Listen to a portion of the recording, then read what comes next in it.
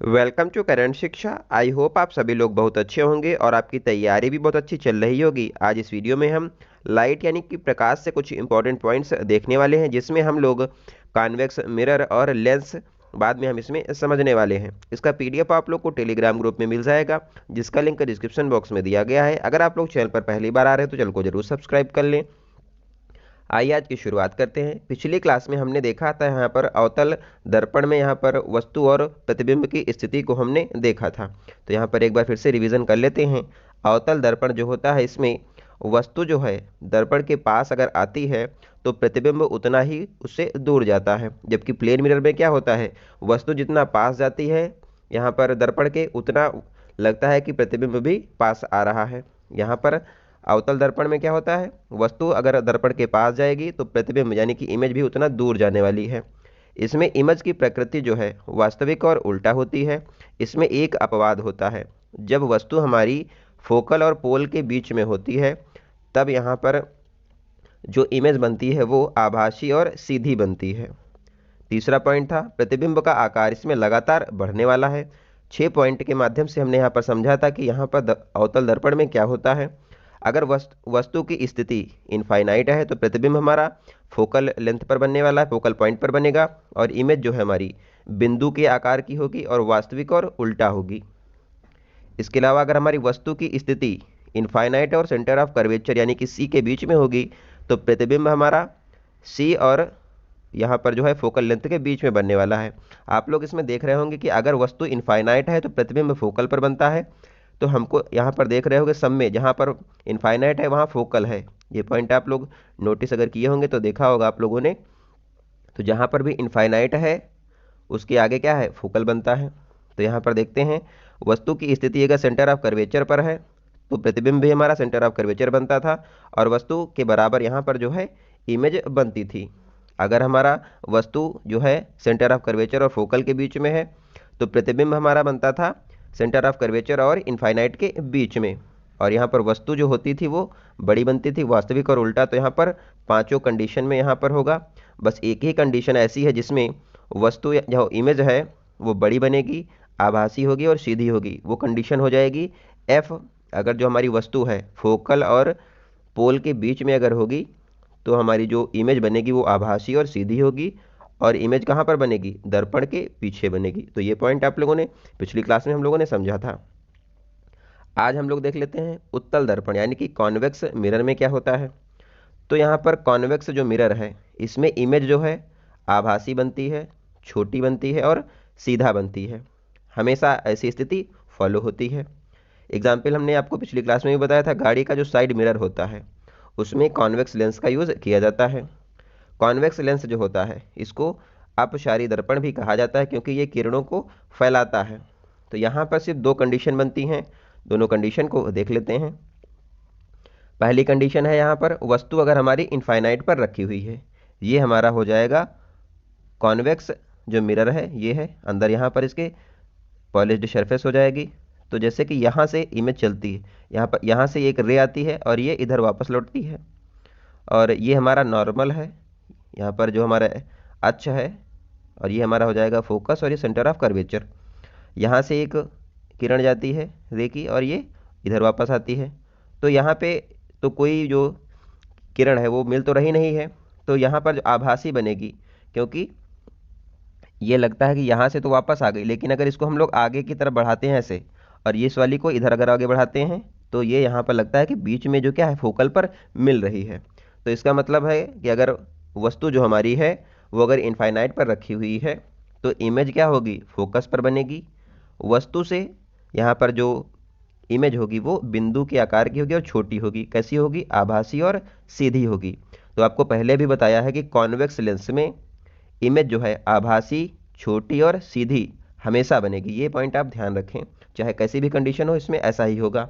दूसरा केस क्या है, अगर हमारी वस्तु जो है इनफाइनाइट और पोल के मध्य में कहीं पर भी रखी हुई है तो यहाँ पर क्या होगा, ये हमारा हो गया कॉन्वेक्स लेंस और ये हमारा एक्सिस हो गया, ये है बीच में पोल और ये फोकस हो गया, और ये सेंटर ऑफ कर्वेचर हो गया।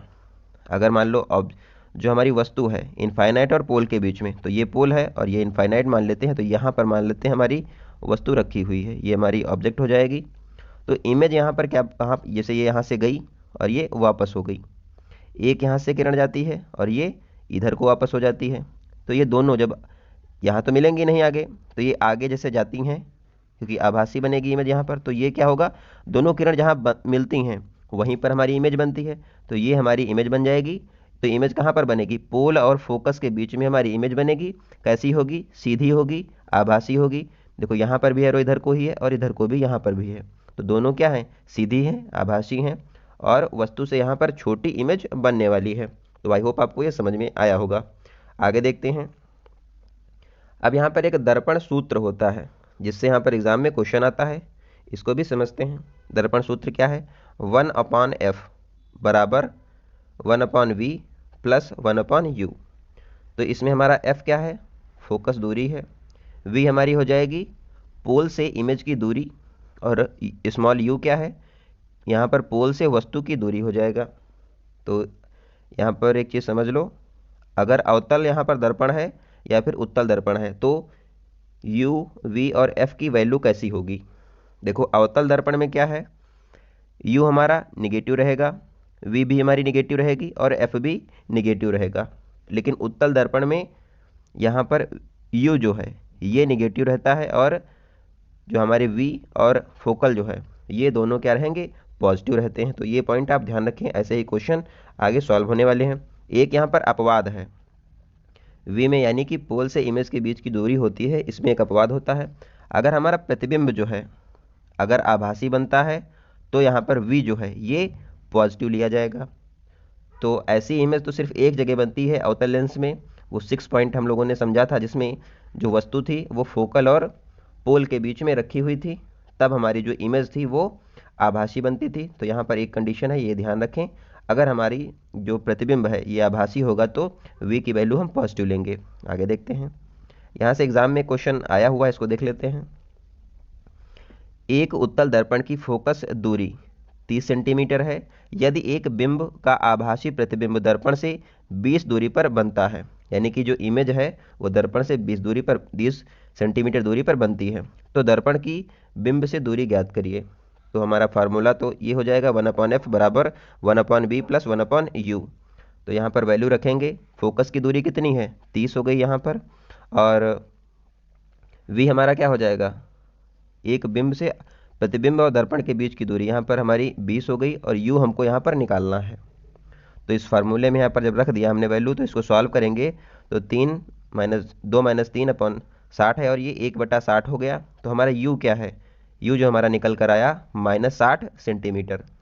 तो इसका मतलब क्या है कि अगर हमारा u माइनस में है तो इसका मतलब क्या हुआ, जो हमारा दर्पण है वो जो होगा, आपको अभी यहाँ पर बताया, अगर u जो माइनस है तो हमारा दर्पण क्या है, अवतल होने वाला है, ये आप ध्यान रखें। तो u की वैल्यू हमको पता चल गई। अब यहाँ पर एक पॉइंट आता है, आवर्धन क्षमता यानी कि मैग्नीफिकेशन क्या होता है। तो मैग्नीफिकेशन क्या है, प्रतिबिंब बिंब की उपेक्षा कितना बड़ा या छोटा है, ये हमको मैग्नीफिकेशन से पता चलता है, यानी कि इमेज जो है हमारी ऑब्जेक्ट से कितनी बड़ी या फिर छोटी है, ये मैग्नीफिकेशन हमको बताता है। तो स्मॉल m बराबर हो जाएगा हमारा प्रतिबिंब की ऊंचाई, इसको हम h डैश कह रहे हैं, और बिंब की ऊंचाई अपान बिंब की ऊंचाई, इसको हम लोग h से डिनोट करते हैं। तो m हमारा हो जाएगा h डैश अपान h बराबर, और h डैश को हम लोग v भी कह सकते हैं, और ये क्या होगा, माइनस में होगा हमेशा।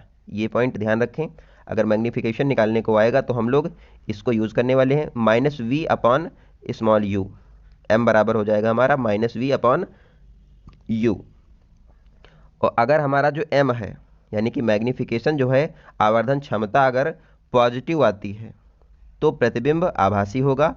अगर हमारा मैग्नीफिकेशन यानी कि आवर्धन क्षमता निगेटिव आती है तो प्रतिबिंब हमारा वास्तविक होगा। ये भी पॉइंट आप ध्यान रखें। आगे देखते हैं, अब यहाँ से एक क्वेश्चन है, इसको कर लेते हैं। एक व्यक्ति का चेहरा शेविंग दर्पण से 20 सेंटीमीटर दूर है, यदि शेविंग दर्पण की फोकस दूरी 80 सेंटीमीटर है तो बनने वाले प्रतिबिंब की दर्पण से दूरी एवं आवर्धन ज्ञात करिए। तो यहाँ पर दोनों चीज़ें बतानी है, दूरी और आवर्धन भी बताना है। तो यहाँ पर जो है हमारा अवतल ये दर्पण होगा, क्योंकि यहाँ पर हमारा u जो है इसमें क्या होता है, निगेटिव होगा, और f भी निगेटिव है, v भी यहाँ पर हमारा निगेटिव होगा, क्योंकि यहाँ पर आभासी अगर होगा तो ये पॉजिटिव में होता है, तो ये हमको पता है।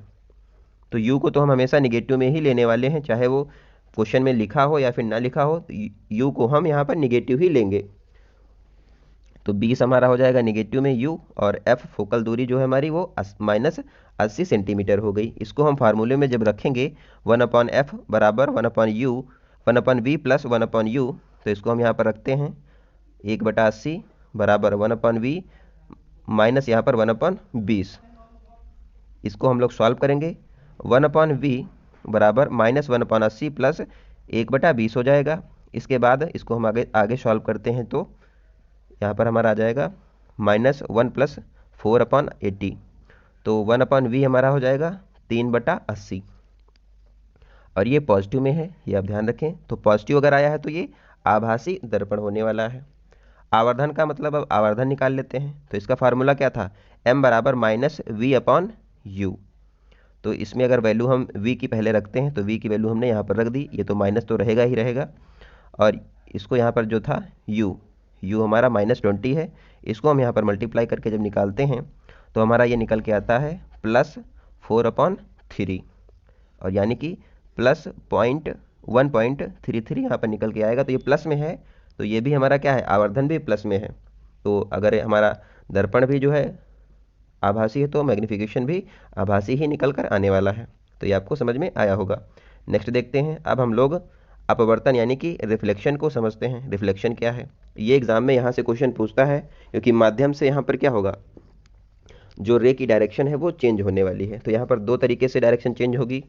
ये मान लेते हैं हम नॉर्मल, यानी कि अभिलंब हमारा हो जाएगा, और ये हमारा रेखा है, और ये हमारा दूसरा, एक माध्यम है दूसरा, और ये दूसरा माध्यम है। दो हमारे माध्यम हैं और ये अलग अलग हैं। यहाँ पर ये हमारी आपतित किरण है, यानी कि इंसिडेंट रे है, ये हमारी यहाँ पर पड़ती है। अभी इसको हम एक बार ऐसे समझते हैं, फिर हम आपको जो है अलग तरीके से बताने वाले हैं। यहाँ पर हमारी इंसिडेंट रे हो गई। दो कंडीशन यहाँ पर बनती हैं, या तो इंसिडेंट रे जो है नॉर्मल, वैसे तो जानी तो ऐसे ऐसे चाहिए, सीधी जानी चाहिए, लेकिन होता क्या है, अगर हमारा नीचे वाला जो माध्यम है वो ठोस रहेगा या फिर हल्का रहेगा, तो जो नॉर्मल है ये अभिलंब की तरफ भी आती है और अभिलंब से दूर जाती है। तो दो कंडीशन बनेगी, एक बार यहाँ पर दूर भी जा सकती है और ये पास में भी आ सकती है। तो ये हमारा ए हो जाएगा और ये बी हो जाएगा। तो ये क्या है, ए बी हमारी हो जाएंगी अपवर्तित किरण, यानी कि रिफ्रेक्टेड रेज हमारी हो जाएंगी। तो ये यहाँ पर दो कंडीशन होने वाली है। अभी आगे कब यहाँ पर दूर जाएगी कब पास आएगी इसको हम समझेंगे। जब प्रकाश की किरण एक माध्यम से दूसरे माध्यम में जाती है तो वह अपने मूल पथ से विचलित होती है। प्रकाश के इस गुण को अपवर्तन कहा जाता है। तो ये इसी को कहते हैं अपवर्तन, यानी कि दूर जाना और पास आना अभिलंब के, इसी को जो है यहाँ पर रिफ्रैक्शन कहा जाता है, अपवर्तन कहते हैं। आगे देखते हैं, नेक्स्ट हमारा हो जाएगा, एक पॉइंट यहाँ पर नोट करके लिखा हुआ है, प्रकाश जो हमारा होता है कब दूर जाता है इसको समझते हैं पहले, फिर फिगर में भी देखेंगे।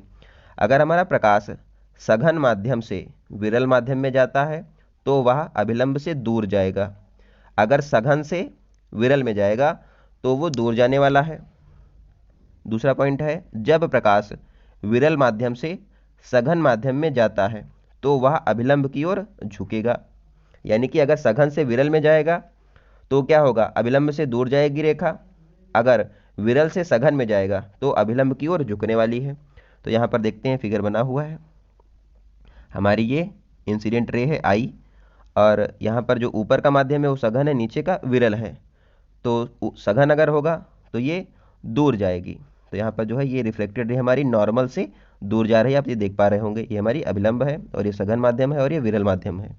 दूसरा पॉइंट है, यहाँ पर अगर प्रकाश जो है विरल माध्यम से सघन में जाएगा तो हमारा ऊपर का विरल माध्यम है, नीचे का सघन है। तो यहाँ पर हमारी इंसिडेंट रे आ रही है नॉर्मल पे, और ये क्या होगी, हमारी अभिलंब जो कि नॉर्मल है इसके पास आती है। तो ये पॉइंट आपको समझ में आए होंगे। नेक्स्ट देखते हैं, यहाँ पर दो रूल इसमें भी होते हैं, आपतित किरण, अपवर्तित किरण और अभिलंब तीनों एक ही तल में होते हैं। इसको हम लोगों ने यहाँ पर जो है पहले भी समझा हुआ है, तो ये आप ध्यान रखें। दूसरा यहाँ पर रूल हो जाएगा sine i upon sine r बराबर म्यू।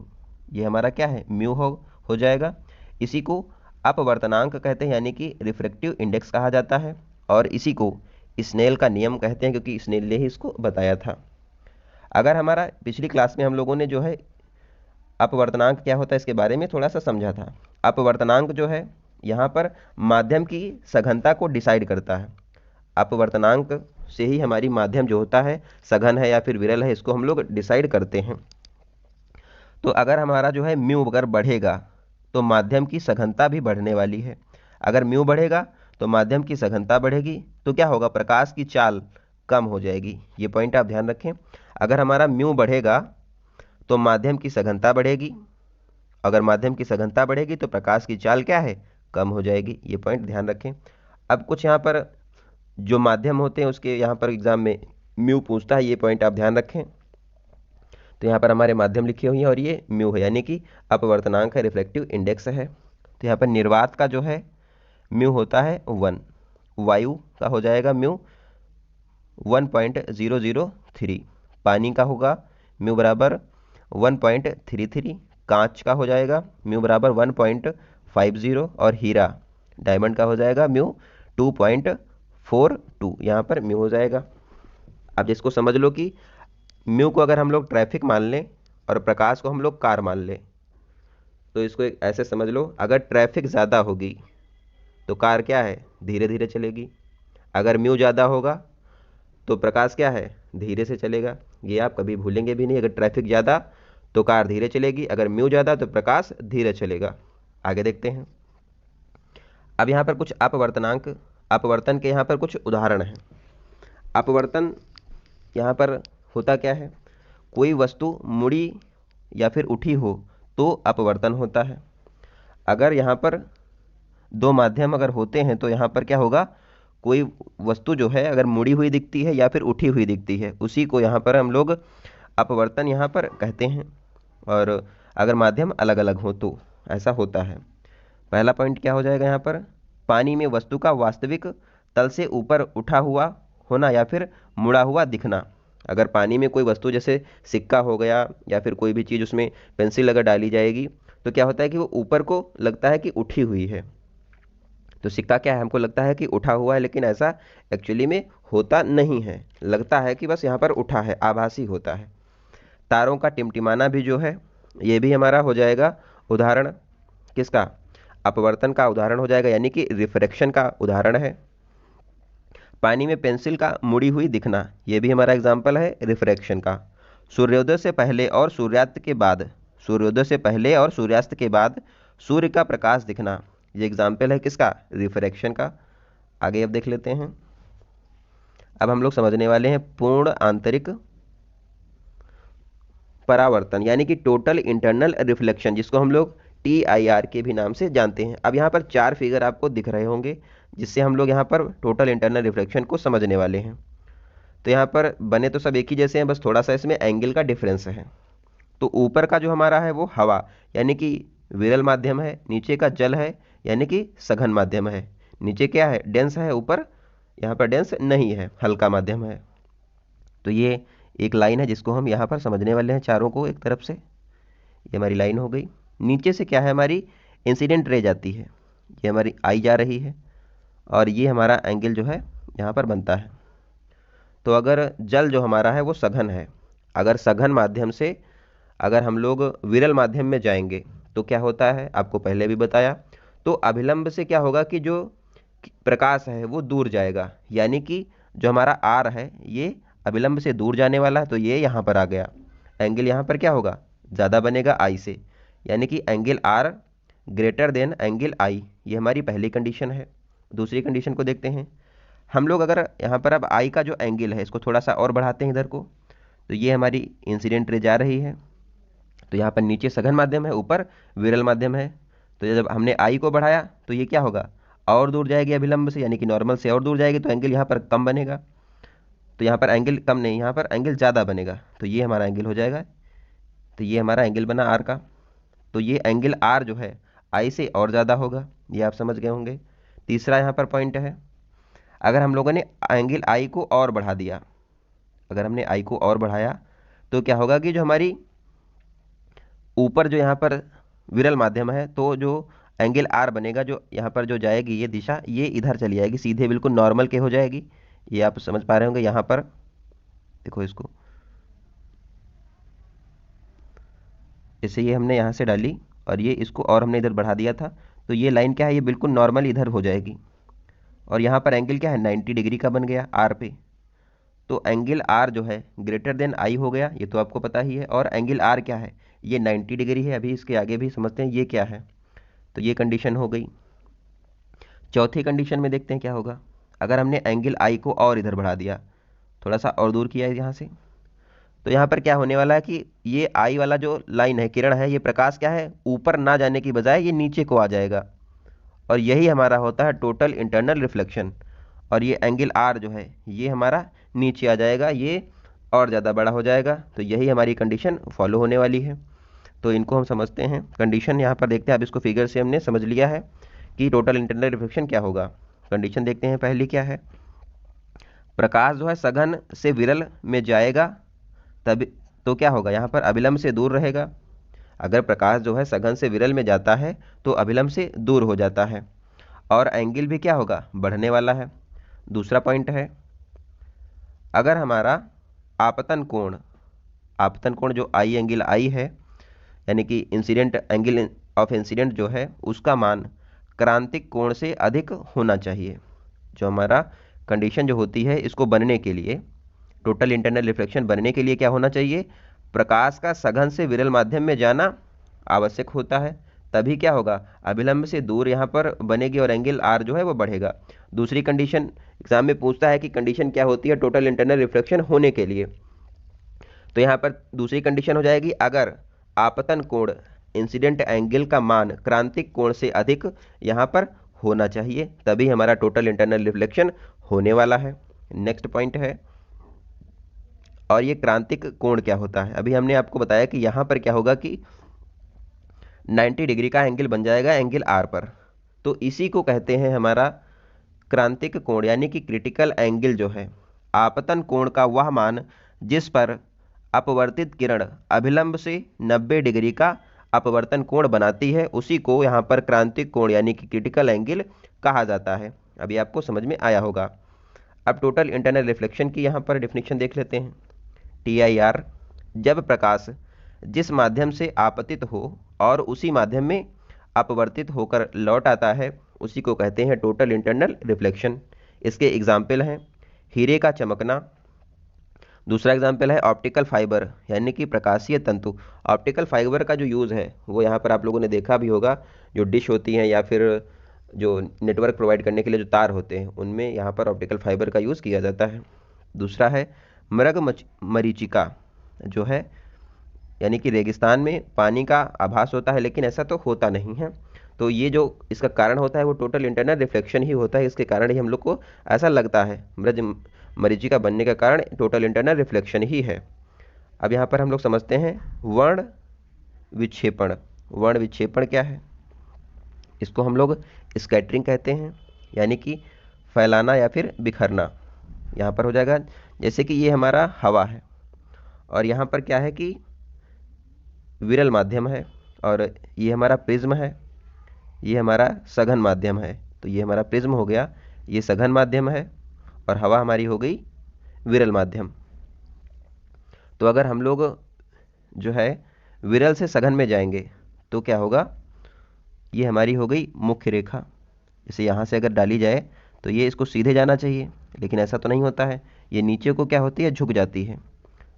और ये यहाँ पर 7 रंग में यहाँ पर बनती है धीरे धीरे। और ये प्रकाश, सफ़ेद प्रकाश यहाँ से जैसे पड़ रहा है, तो ये क्या होगा, आगे प्रिज्म से टकराकर ये यहाँ पर 7 कलर में डिवाइड होती है, ये आप देख पा रहे होंगे। और ये मुख्य रेखा हमारी है, तो इसमें बनता है विबग्योर, इसको हम लोग विबग्योर कहते हैं। वी फॉर यहाँ पर वायलेट हो जाएगा, और उसके बाद I for indigo, B for blue, और G for green, Y for yellow, और ओ फॉर ऑरेंज, और आर फॉर रेड। और एंगल क्या होगा, नीचे को यहाँ पर बढ़ेगा। एंगल यहाँ सबसे ज़्यादा किसका होगा, वायलेट का होगा, यानी कि बिखराव सबसे ज़्यादा वायलेट का होता है। एंगल यहाँ पर बढ़ेगा तो बिखराव भी क्या है, बढ़ेगा, और दूरी जो है वो कम हो जाती है। अगर दूरी कम हो गई तो वेवलेंथ भी यहाँ पर कम हो जाएगी, तरंग दैर्ध्य क्या है, कम हो जाएगी।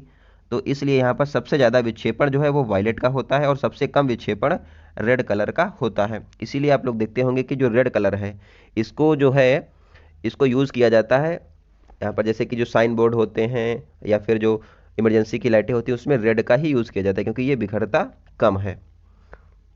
आगे देखते हैं, अब इसके एग्जाम्पल होंगे कुछ, उसको देख लेते हैं। जब श्वेत प्रकाश प्रिज्म से गुजरेगा तो 7 रंगों में यहाँ पर बनता है, विबग्योर में यहाँ पर विभाजित हो जाता है। विबग्योर में यहाँ पर जो है अगर हम लोग इधर से V से R की तरफ अगर जाते हैं तो हमारी वेवलेंथ बढ़ती है, यानी कि तरंगदैर्ध्य जो है बढ़ती है, यानी कि लैम्डा बढ़ता है। तो जिससे क्या होगा, दूर से दिखाई यहाँ पर देता है क्योंकि तरंगदैर्ध्य क्या है, बढ़ जाती है। तो इसलिए जो है सिग्नल और इमरजेंसी लाइटों में यहाँ पर रेड कलर का यूज़ किया जाता है। सर्वाधिक लैम्डा किसकी होगी, वेवलेंथ होगी, रेड कलर की होगी। सबसे कम वेवलेंथ किसकी होगी, यहाँ पर वायलेट कलर की होने वाली है। सो आई होप आप लोगों को ये समझ में आया होगा। अगली क्लास में हम लोग जो है लेंस को यहाँ पर समझेंगे, उसके बाद एक और क्लास होगी और हमारी फिजिक्स जो है वो कंप्लीट हो जाएगी। इसका पीडीएफ आप लोग को टेलीग्राम ग्रुप में मिलेगा, आप लोग उसको जरूर ज्वाइन कर लें। मिलते हैं अगली वीडियो में, तब तक आप लोग अपना ध्यान रखें। धन्यवाद, जय हिंद।